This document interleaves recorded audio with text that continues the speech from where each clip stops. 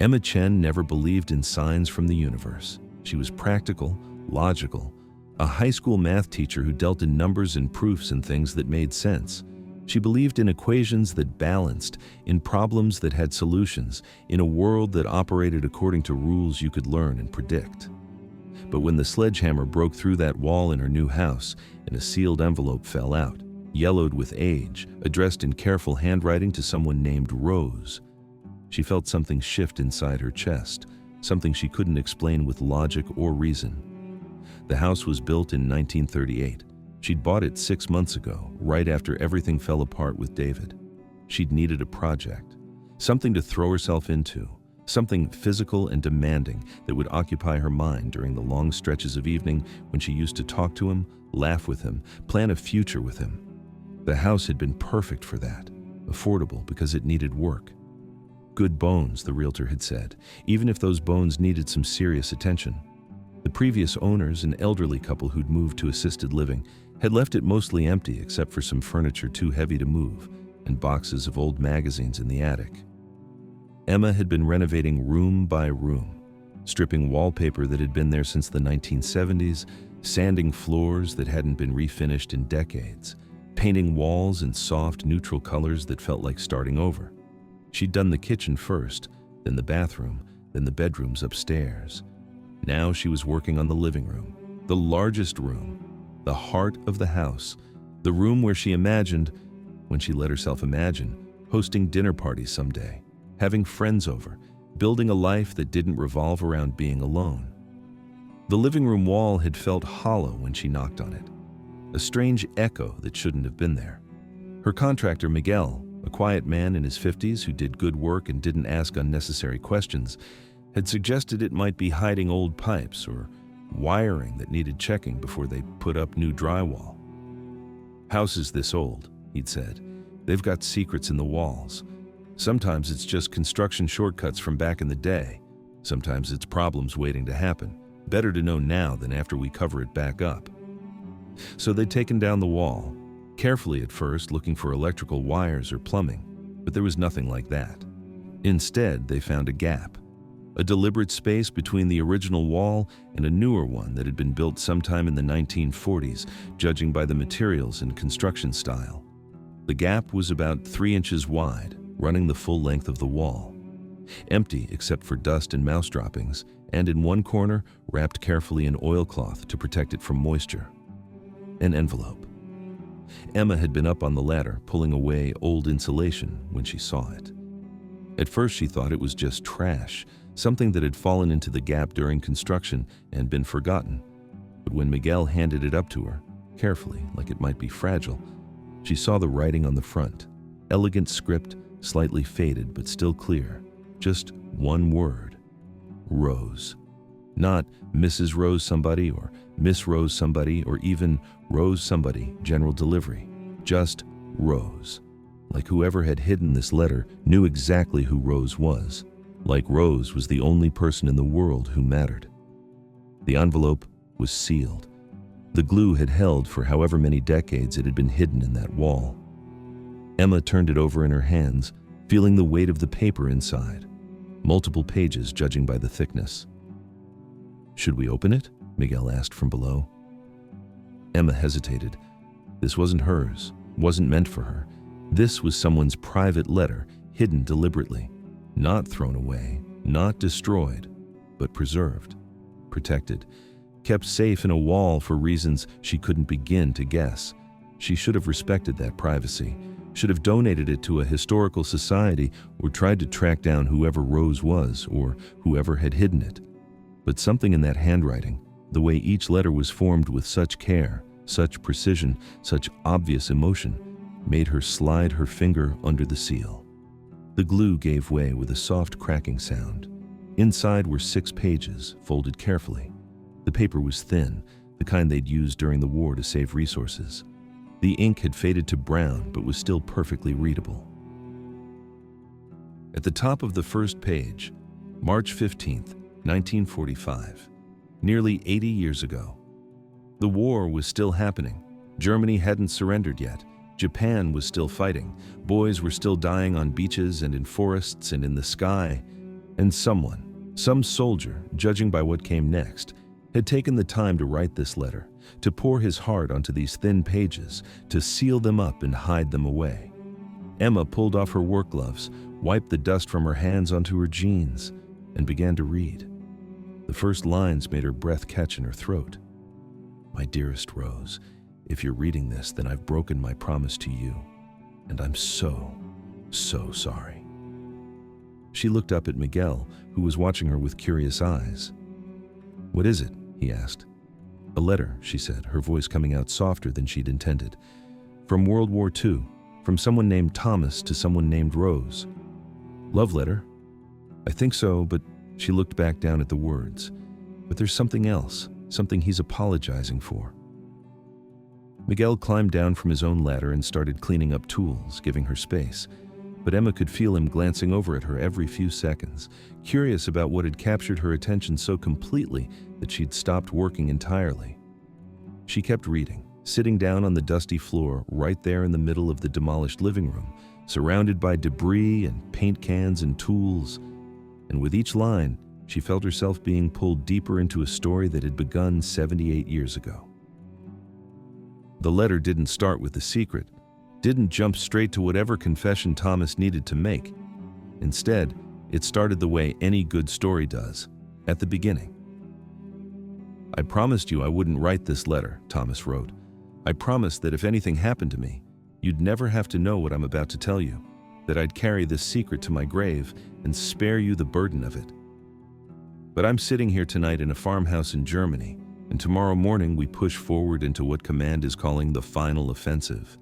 They say this could be it, the end of the war, the push that breaks Germany's back and sends us all home. But I've heard that before. We all have. One more battle, one more push, one more day, and this will all be over. And every time, it's not over. There's always another battle, another day, another chance to not make it home. So tonight, while the other guys are sleeping or writing their own letters or playing cards and pretending they're not scared, I'm sitting here with a flashlight and a pencil, and I'm breaking my promise to you. Because I realize that keeping this secret, protecting you from the truth, might be the cruelest thing I could do. If I die tomorrow and you never know what I've been carrying, you'll spend the rest of your life wondering why I seemed different in my letters, why I stopped talking about certain things, why I couldn't be the same man you fell in love with. So I'm writing it all down, everything I should have told you 2 years ago, everything I've been too afraid to say. But first, I need to take you back. Back to before all of this, back to when we were different people living in a different world. Back to the beginning. Emma felt her contractor Miguel watching her more openly now. She knew she should get back to work. They had a schedule to keep, a budget to stick to. But she couldn't look away from these words. "My dearest Rose," Thomas continued, "do you remember the day we met? I think about it all the time. Every day, actually. When things get bad, and they get so bad, Rose, worse than I could ever explain to you in the letters I send home, I close my eyes and go back to that day. July 18th, 1942. The USO dance at the community center. You were volunteering, serving punch to soldiers on leave, wearing a blue dress that you told me later was the only nice dress you owned because everything else had gone to your younger sisters. Your hair was pinned up with some of those curls escaping around your face. You always hated when your hair wouldn't stay where you put it, but God, Rose, it was beautiful. Those loose curls catching the light from the streamers and paper lanterns they'd strung up around the room. I wasn't supposed to be there. My buddies from basic training, Tommy and Jack and Frank, they wanted to go into the city, find a bar where they wouldn't check our IDs too carefully, drink too much, find some girls who'd help us forget we were shipping out to England in 4 days. But I didn't want that. I'd watched too many guys stumble back to barracks drunk and crying, talking about girls whose names they didn't remember. I didn't want my last memory of home to be fuzzy and forgettable. I wanted something real, even if it was just for one night. So I told the guys I was tired, made up some excuse about needing to write to my mother, and I went to that dance instead. The community center was packed. Must have been 200 people there, mostly soldiers, but also local girls and their mothers acting as chaperones. There was a band playing swing music, not great, but enthusiastic. Red, white, and blue bunting everywhere. Signs saying, "Support our boys" and "Buy war bonds." Everyone was trying so hard to be cheerful, to pretend this was just a normal dance on a normal Saturday night, not a desperate attempt to create good memories before we all shipped out to a war half of us wouldn't come back from. I stood by the door for probably 10 minutes, just watching, trying to work up the courage to actually go in, to talk to someone, to dance. And then I saw you. You were behind the refreshment table with 2 other girls, pouring punch from a giant bowl into paper cups. You had a smudge of red punch on your white gloves. I found out later you'd spilled an entire ladle's worth earlier in the evening and had been trying to hide it all night. Mrs. Henderson was next to you, telling some long story about her garden. I could see you nodding along, being polite, but your eyes kept drifting to the dance floor, like you wanted to be out there instead of stuck behind that table. You were the most beautiful woman I'd ever seen in my life. I know that sounds like something from a movie, like I'm exaggerating for effect, but Rose, I'm not. You were beautiful in a way that had nothing to do with whether you were wearing the right dress or whether your hair stayed pinned up. You were beautiful because you were kind. I could see it in the way you smiled at every soldier who came up for punch. Really smiled, not the automatic social smile people give. You asked them their names, where they were from, if they were nervous about shipping out. You made them feel like people instead of just bodies in uniform. I watched you for maybe 20 minutes, long enough that Tommy found me. He'd come looking when I didn't show up at the bar, and when he saw where I was and saw what I was looking at, he elbowed me in the ribs. "Either go talk to her or stop staring like a lost puppy," he said. I told him I wasn't staring. He told me I was a terrible liar. He was right. So I walked over to the refreshment table. My hands were sweating so badly I had to wipe them on my uniform pants. My collar felt too tight even though I'd unbuttoned it. My heart was pounding like I was going into combat, instead of just asking a girl for a cup of punch. I got in line behind 3 other soldiers, watched you serve each of them, watched you laugh at something one of them said, watched you carefully pour the punch so it wouldn't spill, so conscious of those stains on your gloves. And then it was my turn. I opened my mouth to ask for punch, and you looked up at me with those brown eyes that I'd spend the next 3 years trying to describe in letters and never quite managing to capture. And I forgot what I was going to say.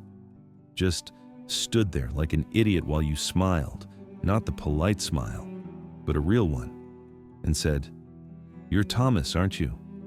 Thomas Whitmore? Your mother shops at O'Malley's Grocery. She talks about you all the time." I couldn't believe you knew who I was. Couldn't believe my mother's constant chattering about her son who'd enlisted had actually led to something good for once instead of just embarrassing me. I said, "Yes, ma'am. Yes, I'm Thomas." "And you're Rose," you said. "Rose Patterson. My father works at the post office with your uncle." We stood there for a moment, just looking at each other, while the line backed up behind me and Mrs. Henderson cleared her throat meaningfully. And then I said probably the boldest thing I'd ever said in my life. "Would you like to dance with me, Rose Patterson?" You glanced at Mrs. Henderson, who was clearly expecting you to say no, to stay at your post serving punch. But instead, you untied your apron, set it on the table, and said, "I would like that very much." Emma had to pause in her reading. Her eyes were blurring with tears she hadn't expected. She wasn't crying about anything specific, just the weight of this moment, this memory. This young man who'd been so nervous asking a girl to dance, not knowing that decades later someone else would be reading about it. She wiped her eyes and kept going. "We danced 3 times, Thomas wrote. I counted. I remember everything about those 3 dances. The first song was Moonlight Serenade. The band wasn't great at it, but it didn't matter. You let me put my hand on your waist, carefully, respectfully, the way they'd taught us in the one awkward dance lesson my mother had insisted on before the war.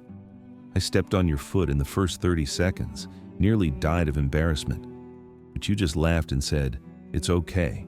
My little sister steps on my feet all the time when I teach her to dance. You're doing better than she is.' The second song was faster, something swing. I didn't know the moves at all, but you guided me through it, patient and encouraging. You were a better dancer than me by miles, but you never made me feel inadequate about it. The third song was slow again. I'll be seeing you. And this time when we danced, you were closer, your head almost resting on my shoulder, and I could smell whatever perfume you were wearing, something floral, subtle.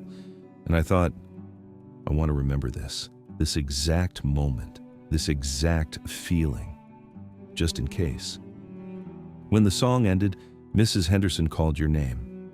She needed help in the kitchen, she said, though I suspected she just wanted to break up our dancing before we got too comfortable with each other. You apologized and slipped away into the back, and I thought that was it, that I'd had my 3 dances with the pretty girl in the blue dress, and that would be the memory I'd carry overseas with me. But 20 minutes later, I know because I checked my watch approximately 50 times, you came back out, and instead of going back to the refreshment table, you came straight to me. You walked across that whole room, past at least a dozen other soldiers who were clearly hoping you'd come talk to them, and you stopped right in front of me and said, "I'm free now, if you'd still like to dance." We danced until the band stopped playing, until they turned on the overhead lights, until Mrs. Henderson started shooing everyone out so they could clean up. We must have danced through 15 more songs, some fast, some slow, some in between. We barely talked, just danced and looked at each other and smiled. And then I walked you home. It was 3 miles through town, and we took the long way, the very long way. Probably added another 2 miles to the walk, because neither of us wanted the night to end. Neither of us wanted to say goodbye and go back to being strangers who'd once danced at a USO social. You told me about teaching, about how you'd wanted to be a teacher since you were 8 years old, when Miss Cooper let you help grade spelling tests and you'd felt so important, so useful. About how you'd just finished your first year teaching 2nd grade and how much you loved it even though it was exhausting. You told me about your students, about little Timothy who couldn't sit still and drove you crazy but who'd written you the sweetest thank you note at the end of the year. About Susan who was shy and struggled with reading but had the most amazing imagination. About how you'd stay after school sometimes to work with the kids who needed extra help, even though you weren't paid for those extra hours. It matters, you said, teaching them, helping them understand that they can learn, that they're smart, that someone believes in them. That matters more than the money. And I told you about the hardware store, about how I'd worked there since I was 16, sweeping floors and organizing inventory. About how Mr. Palmer, the owner, had promised me a manager position when I turned 21, about how I'd been planning my whole life around that job, that future. Past tense, because we both knew that future wasn't guaranteed anymore. I told you I liked helping people. That sounds boring probably, not glamorous. But I liked when someone would come in frustrated because their sink wouldn't stop dripping or their door wouldn't close right, and I could help them figure out what they needed. I liked solving problems, making things work again. You didn't laugh at that. Some girls might have thought it was silly to take pride in selling washers and screws. But you looked at me like I'd said something profound. "That's because you care about people, Thomas," you said. "You're not just selling them things, you're helping them. That matters. That's important." Nobody had ever made me feel like what I did mattered before. Not like that. We walked through downtown, past all the darkened storefronts, businesses closed for the night, past the movie theater where they were showing some propaganda film about the war effort, past the park where children played during the day but which was empty now except for shadows. You told me about your family, about your mother who loved to sing but couldn't carry a tune to save her life, who'd sing anyway while she cooked dinner, not caring who heard. About your father who worked at the post office and brought home stories about everyone in town, who was getting married, who'd had a baby, who'd lost someone overseas. About your 2 younger sisters, teenagers who were boy crazy and drove you insane with their constant chatter about soldiers. "They're going to be so jealous when I tell them I danced with you," you said. "They saw you at the dance, told me I should talk to you.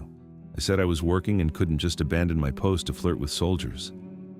"I'm glad you abandoned your post," I said. "Me too," you said. When we finally got to your house, a small white house with a porch swing and a garden in front, I didn't want to leave. I stood there on the sidewalk, hands in my pockets, trying to think of some excuse to stay longer, Some reason not to say goodbye yet. You stood on the bottom porch step, which brought you up to about my height, and you said, "I had a really nice time tonight, Thomas Whitmore." "Me too," I said. "Best night I've had in a long time." "Will I see you again?" you asked, "before you ship out?" I was supposed to say no. I was supposed to tell you I only had 4 days left and they were packed with final drills and equipment checks and saying goodbye to my family. I was supposed to protect both of us from getting too attached before I left. But instead I said, "Can I see you tomorrow?" You pretended to think about it, tapped your finger on your chin like you were considering something very serious, and then you smiled and said, "I suppose I could make time for you, Thomas Whitmore, but only if you promise to work on your dancing." I promised.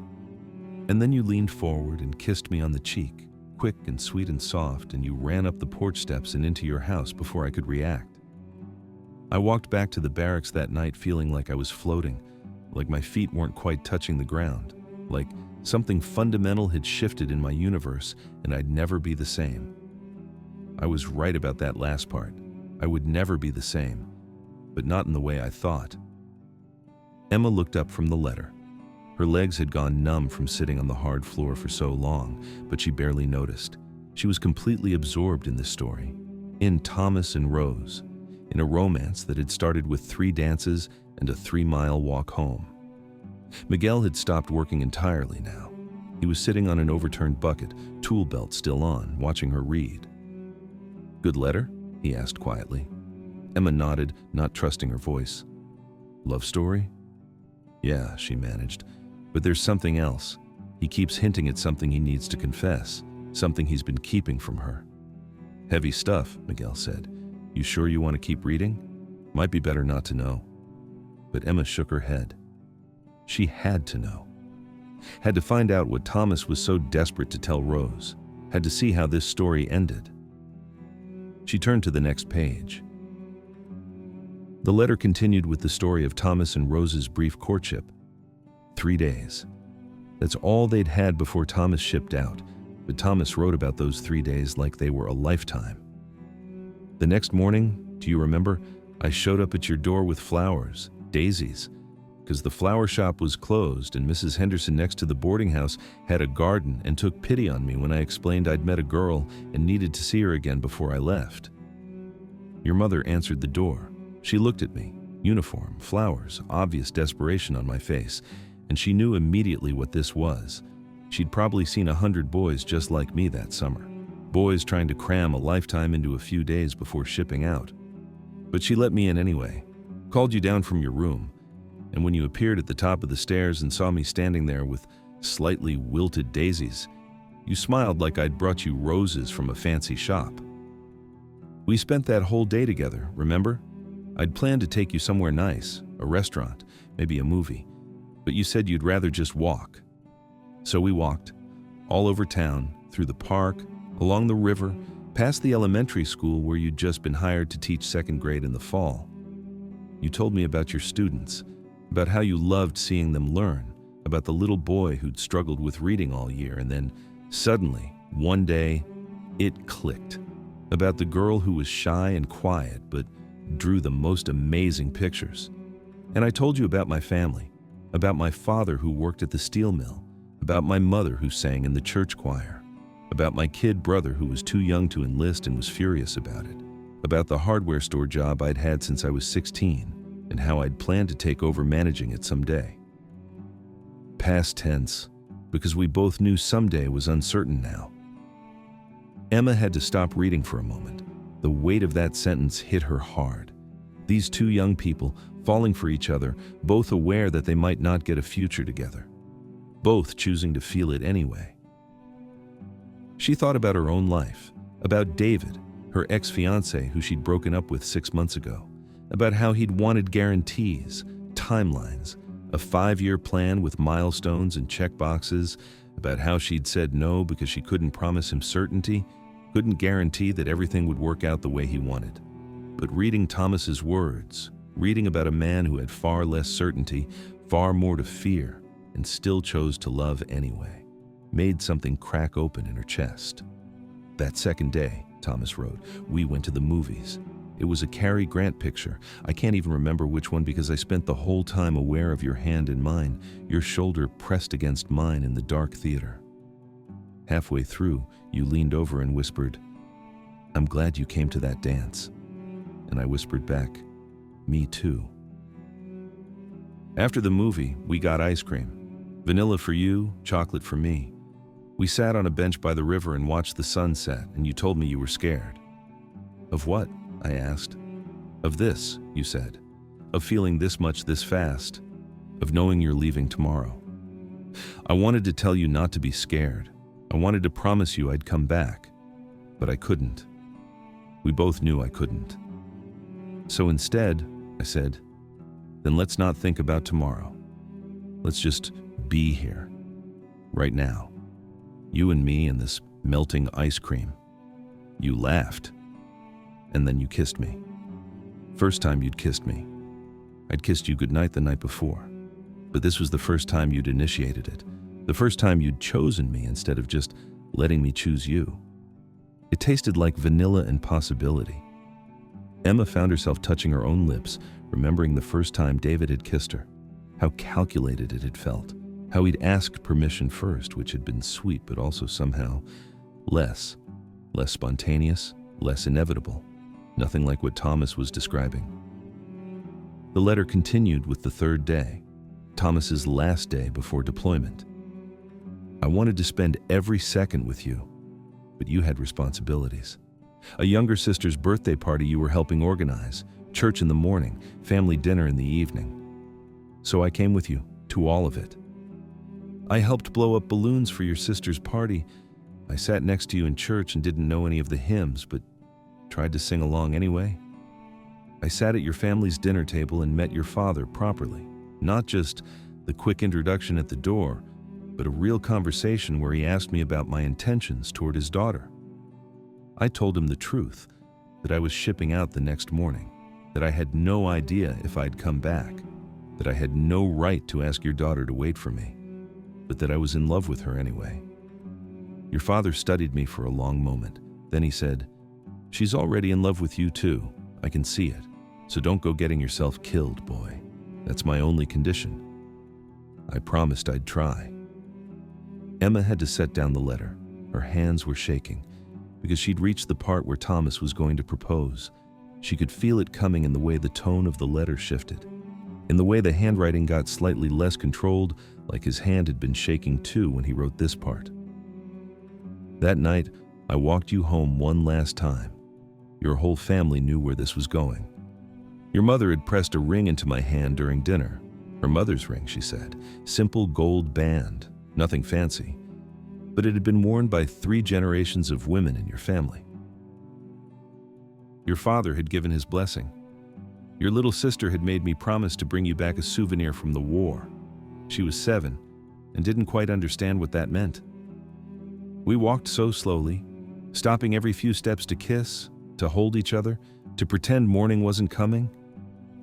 When we got to your porch, the same porch where I'd picked you up just 3 days earlier, I took out that ring, and I asked you to marry me. Emma held her breath, even though she was reading a 78-year-old letter and already knew there had to be more to this story. You didn't answer right away. You just looked at me with those brown eyes that had undone me completely in 3 days. And then you said, "Ask me again when you come home." I didn't understand at first. I thought you were saying no, that you didn't want to tie yourself to someone who might not come back.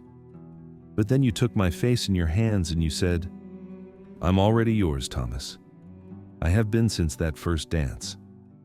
But I want to marry you when it means forever, not when it might mean goodbye." So you come back to me. You survive this war.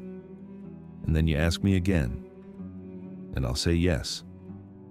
And if I don't come back, I asked, you kissed me, long and hard and desperate. And then you said, then you don't come back. But I'm not going to marry a ghost. I'm going to marry you, the alive, whole, here version of you. So you fight for that. You fight to come home. I promised, again, like promising would make it true. Emma turned to the next page of the letter, and the tone changed completely. So now you know how we began. 3 perfect days before I left. 2 years of letters while I was gone. 2 years of you waiting, teaching your second graders, writing to me about normal life while I waited through a war. You sent me 437 letters, Rose. I kept count. I kept every single one. They're in my footlocker, tied with the ribbon you sent me for Christmas in 1943. Your letters kept me alive, literally. When things got bad, and they got so bad, Rose, worse than I could ever explain in the letters I sent back, I would read your words, your stories about your students, your complaints about rationing, your descriptions of the victory garden you planted in your backyard. You made the world feel real again when everything around me felt like a nightmare. But here's what I never told you. Emma felt her stomach drop. Here it was, the secret Thomas had been building toward. In October 1943, our unit was fighting in Italy, outside a town called Salerno. We'd been pinned down for 3 days. Artillery fire, sniper fire, barely any food or water. Half our company was dead or wounded. On the 3rd night, we got orders to fall back, regroup with another unit a mile east. Simple enough, except we had to move through an area that hadn't been cleared of mines yet. We drew straws for who would go first, who would take the risk of setting off a mine so the others would know where to step. I drew the short straw. I should have been terrified, should have been thinking about my own life, my own survival. But all I could think was, this is it. This is where I break my promise to Rose. I started walking. Every step could have been my last. Every time my boot touched the ground, I braced for the explosion. And then, 20 yards in, someone called my name. It was Private Daniel Murphy, kid from Boston, 19 years old. He'd only been with us for 6 weeks. He came running up behind me, and he said, "Sir, I'll take point. You've got someone waiting for you back home. I heard you talking about her. Rose, right?" I told him to get back, that I'd drawn the short straw, that it was my job. But he smiled at me, this kid who should have had his whole life ahead of him, and he said, "Nobody's waiting for me, sir. Let me do something that matters." And before I could stop him, he walked past me. He made it 15 feet before he stepped on a mine. Emma's hands had gone cold. She knew what was coming, but she kept reading, unable to stop. The explosion killed him instantly. At least, that's what I tell myself, that he didn't suffer, that he didn't have time to regret what he'd done. But Rose, here's the truth I've been carrying for almost 2 years. He saved my life. That 19-year-old kid with nobody waiting for him back home died so that I could live, so that I could come home to you. And I don't know how to carry that. I don't know how to come home, marry you, build a life, have kids, grow old, all of it, everything Daniel Murphy will never have without it crushing me. Because I'm alive, because he's dead. Because he thought your love for me was worth more than his own life. And what if it's not? What if I come home and I'm not the man you remember? What if I'm broken and angry and can't sleep and can't forget and can't be the husband you deserve? What if he died for nothing? Emma had to set the letter down. She was crying openly now, not even trying to hide it. Miguel had stopped working completely and was sitting on an overturned bucket, watching her with concerned eyes. "Hey," he said gently, "you want to take a break?" But Emma shook her head. She had to finish, had to know how this ended. "I've been carrying this guilt for 18 months, Thomas continued, and I couldn't tell you in my letters, couldn't burden you with it. You were already waiting, already worried, already sacrificing so much. How could I add my guilt to your load? But tomorrow we push into Germany, into what might be the last major battle of this war. And if I die tomorrow, I'll die with this secret, and you'll never know why I came home different, why I can't sleep, why I flinch at loud noises, why I stare at nothing sometimes and don't respond when you call my name. So I'm writing it down, all of it, even though you asked me to come home, not to write letters like this.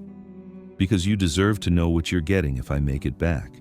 You deserve to decide if you still want to marry a man who carries this kind of darkness." I love you, Rose. I have since that first dance. I will until my last breath. But I won't blame you if you can't love what I've become.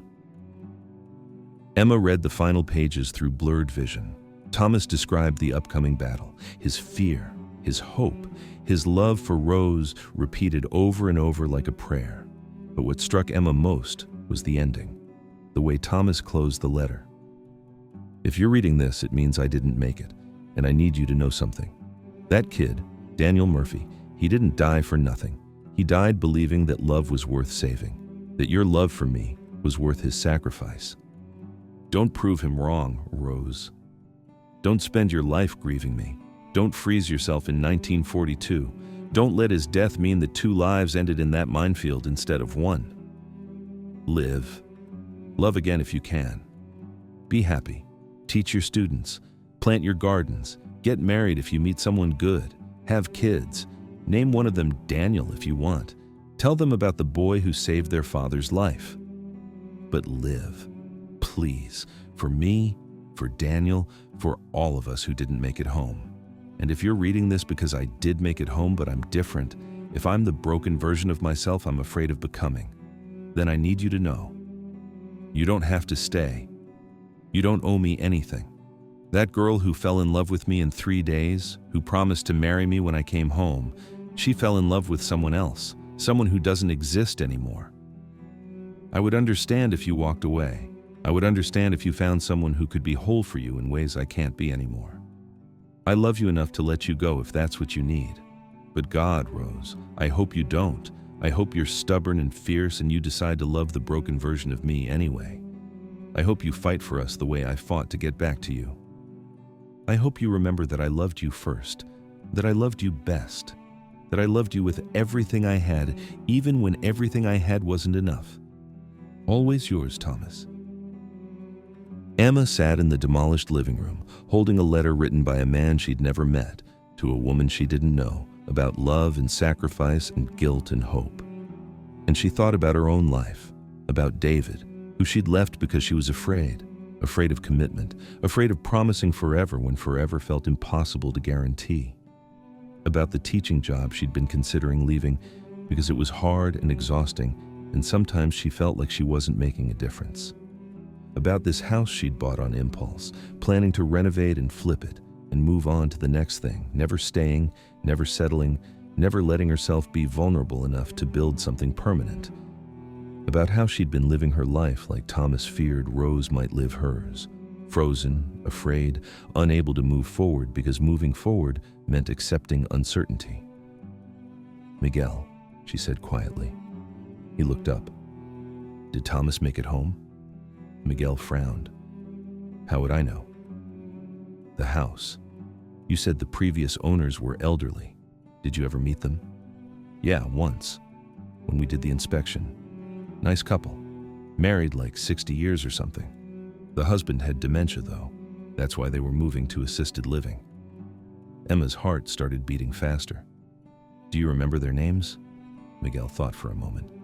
"Smith? No, wait, Whitmore. Thomas and Rose Whitmore." Emma swallowed, her throat tight. The sunlight streaming through the window made Rose's white hair almost luminous, like something out of a photograph you'd find pressed between Bible pages. The old woman was so slight she seemed almost part of the chair, but her presence, sharp, knowing, steady, filled the room. "I think I was wrong," Emma repeated, voice barely above a whisper. Rose leaned back, her breath catching in that soft way people do when memory pulls them backward. "Fear ruins more good things than death ever did," Rose said. "War taught us that early. We thought death was the enemy, but no. It was the fear of losing each other that almost broke us before anything else could." Patricia gave a little nod, confirming silently that this was something she'd heard her mother say many times, but today it carried a different weight. A passing of wisdom from someone who had survived the worst the world had thrown at her. Emma let out a slow breath. "I don't know if he'd even want to hear from me." "Then you're lucky," Rose said, "because you don't need to know. You just need to try." She lifted one frail hand, gesturing at Emma's chest. "If there's something inside you that still aches for him, that ache is telling you something. Emma looked at the envelope again. Its age was unmistakable. Yellow edges, brittle texture, the faint smell of dust and old wood and time itself baked into the paper. She imagined it sitting inside that wall for 78 years, untouched, unseen, waiting. But waiting for what? For her? That seemed too strange, too impossible. Rose watched her closely. "You found that letter for a reason." Emma almost laughed. "I'm not sure I believe in reasons." "That's all right," Rose said. "Reasons believe in you." Patricia raised her eyebrows as if she wanted to object, her practical side warring with the poetic, but she said nothing. She simply rested her hand on her mother's arm and let her speak. "You know," Rose continued, "when Thomas came home, he would wake up screaming, shaking. Sometimes he didn't even recognize me. He'd shove me away, terrified, thinking I was someone else." Her voice trembled for the first time. "He was so afraid I'd think he was broken beyond repair, that I'd walk away and spare myself the burden." Emma nodded softly. "But you didn't." "No." Rose smiled faintly. "Because you don't abandon someone you love just because they're bleeding inside. You stay. You help them bandage the wounds. You learn where the scars are." Her gaze drifted somewhere far away, somewhere Emma couldn't see. "Thomas hated himself for things he did during the war," Rose said. "But he loved me fiercely, completely, and that love was enough to carry us through the rest." Emma's fingers tightened around the envelope. "He must have trusted you very deeply." "He did," Rose murmured. "But trust isn't built in big heroic gestures, dear. It's built in the mornings when you choose each other again, when you get through the ordinary days, when you stay."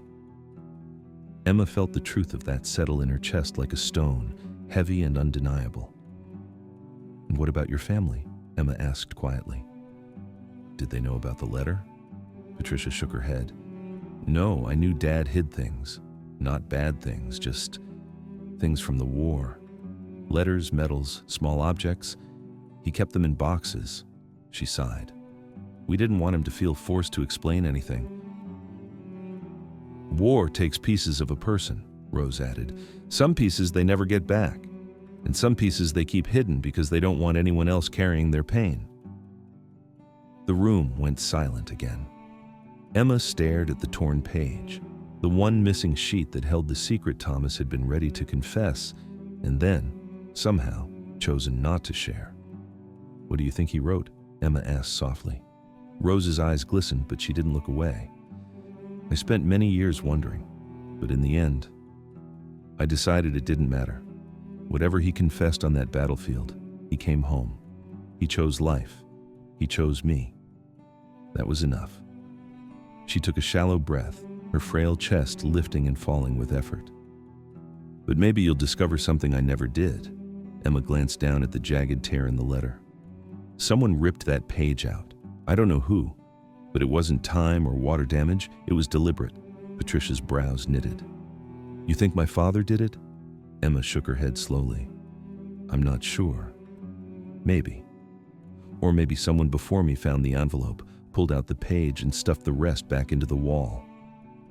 "That house was ours for 73 years, Patricia said, "but we rented it out for a while after Dad died. It's possible someone could have—" Rose raised her hand weakly. "No need to speculate. Some mysteries stay that way, dear." Emma opened her mouth, then closed it. She felt a growing sense of obligation now, a tug, like a thread pulling her toward something unfinished. Rose reached forward suddenly, her fingers trembling as she brushed the envelope. "You came all this way," she said. "Do you want to know what I think?" Emma nodded. "I think Thomas wanted it found someday," Rose whispered. "Not by me, not by our children, someone else, someone who needed it." Emma felt her breath stop. "Someone who needed to remember," Rose said, "that fear is not the end of a story, and neither is loss. Love is the thing that goes on if you let it." Emma didn't know what to say.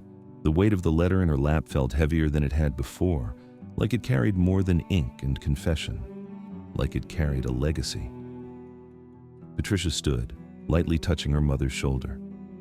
"Mom gets tired quickly. Maybe we should—" But Rose held up her hand once more, eyes fixed on Emma with surprising force. Don't let regret be the thing you carry into your old age, she said. Trust me, it's heavier than any secret Thomas ever brought home from that war. Emma nodded, swallowing hard. Thank you, she said quietly, for telling me all of this, for trusting me with it. Rose smiled again, faint but warm. Now go. Go and live something worth remembering. Emma rose slowly, clutching the letter as if it were a living thing. Before she left, she looked back at Rose one last time, this tiny woman who had survived war, grief, secrets, and love strong enough to last nearly 7 decades. Tell him, Rose said. Tell him before the wall closes up again. And Emma knew she wasn't just talking about the house. Emma stood on the porch of her house, Thomas and Rose's house, 3 weeks later. The living room was finished, new walls, fresh paint, hardwood floors restored. The letter was back where it belonged, sealed in its envelope, preserved now in a shadow box hanging on the wall. A reminder, a story, a promise. She'd called David. They'd met for coffee. She'd apologized for running, for being afraid, for not fighting harder. He'd listened, and then he'd said, I was afraid too. I built all those plans, made all those timelines because I thought if I could control everything, I could guarantee we'd work out. But that's not how life works, is it? No, Emma had said. It's not. They weren't back together. Not yet. Maybe not ever. But they were trying, figuring it out, taking it one day at a time without promises of forever, just promises to show up and be honest and choose each other when it was hard, like Thomas and Rose had done. Emma looked at the shadow box on her wall, at the letter that had been hidden for 78 years before finding its way to her. Thomas had written it, believing he might die, believing Rose deserved to know the truth, believing love meant honesty even when honesty was hard. He'd survived, come home broken, and Rose had loved him anyway. For 69 years, they'd loved each other through nightmares and grief and the ordinary difficulties of building a life together. They'd raised children in this house, celebrated birthdays and Christmases, fought and made up and fought again. They'd lived, really lived. That's what the letter had taught Emma. Not that love conquers all, or that everything works out, or that happy endings are guaranteed, but that loving someone, really loving them, means choosing them even when the outcome is uncertain. Means building something together knowing it might break. Means being vulnerable and honest and brave. Means writing the letter even when you're afraid. Means reading it even when it hurts. Means keeping it, treasured and hidden, as proof that once someone loved someone else enough to tell the truth.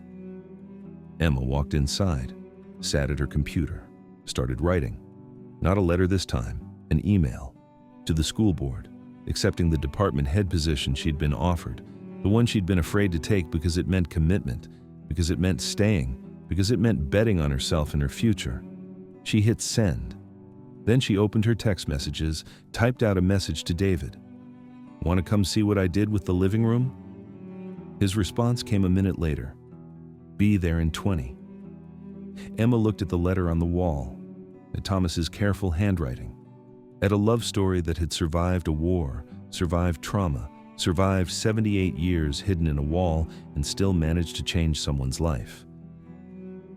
Thank you, she whispered, not to anyone in particular, not to God or fate or the universe, just to Thomas and Rose, to their story, to their courage, to the reminder that love, real, honest, vulnerable love, is always worth fighting for, even when you're afraid, especially then.